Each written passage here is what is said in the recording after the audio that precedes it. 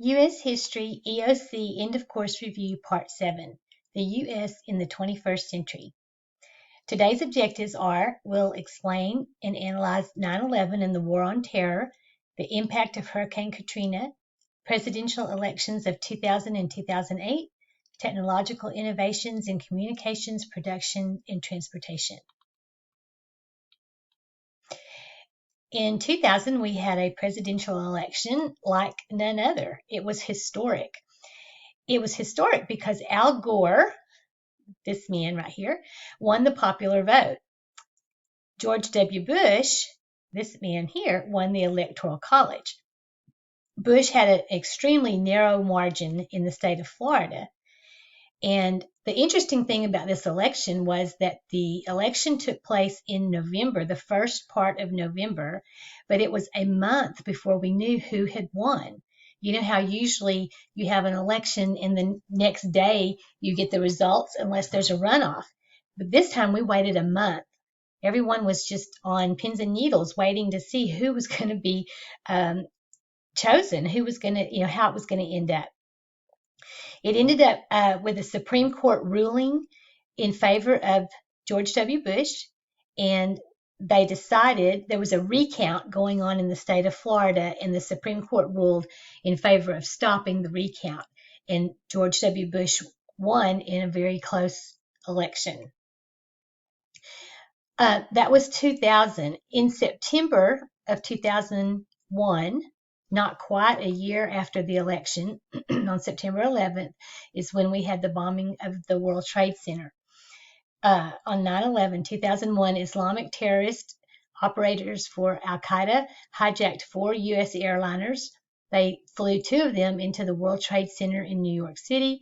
1 plane flew into the Pentagon in Washington, D.C., and another plane crashed in Pennsylvania after the passengers had resisted the terrorists. Over 3,000 people were killed, and the United States quickly turned its attention to the terrorists, to the Taliban in Afghanistan and Al-Qaeda, and this marks the beginning of what we call the global war on terror.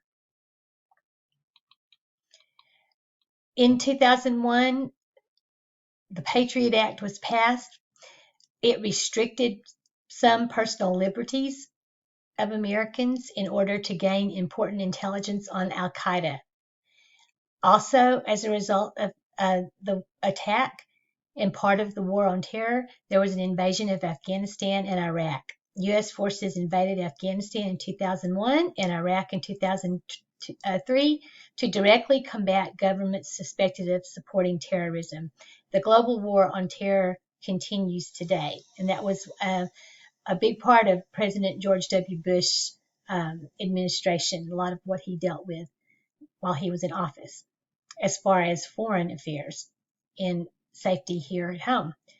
A natural disaster that took place while he was in office was Hurricane Katrina.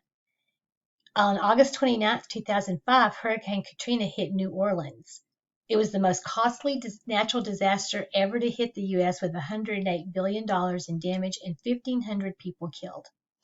It was a direct hit to the city of New Orleans, which is built in a bowl below the water level of the Mississippi River and Lake Pontchartrain.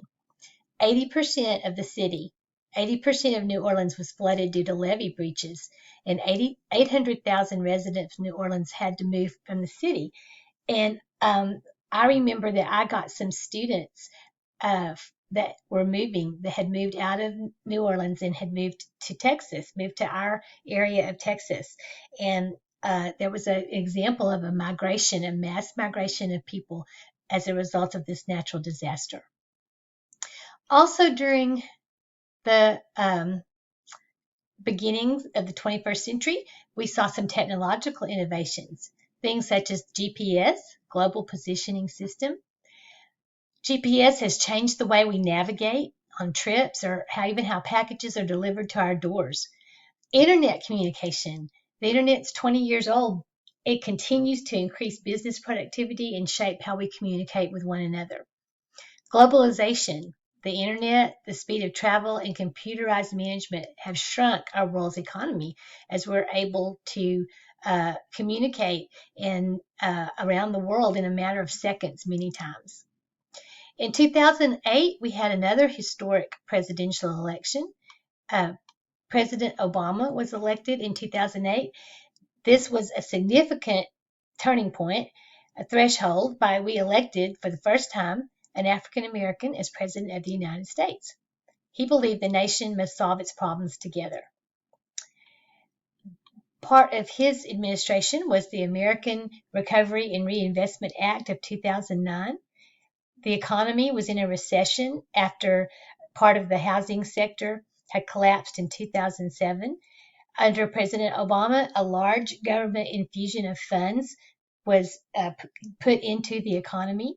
$282 billion in tax cuts, $505 billion for healthcare, education, and infrastructure projects. This included loans to shore up the financial and banking industry, the automobile industry, the alternative energy, innovation, and healthcare. Stimulus checks were sent to the U.S. population as a part of this. During this time, we also saw production innovations. Time study analysis, industrial scientists continue to discover the most efficient ways to produce goods by setting the rate of production for individual workers. Robotics are used more and more to complete repetitive tasks, and it has increased both quality and quantity in production. And just-in-time production eliminates the needs for large inventories by allowing computers to track in order products, such as Amazon.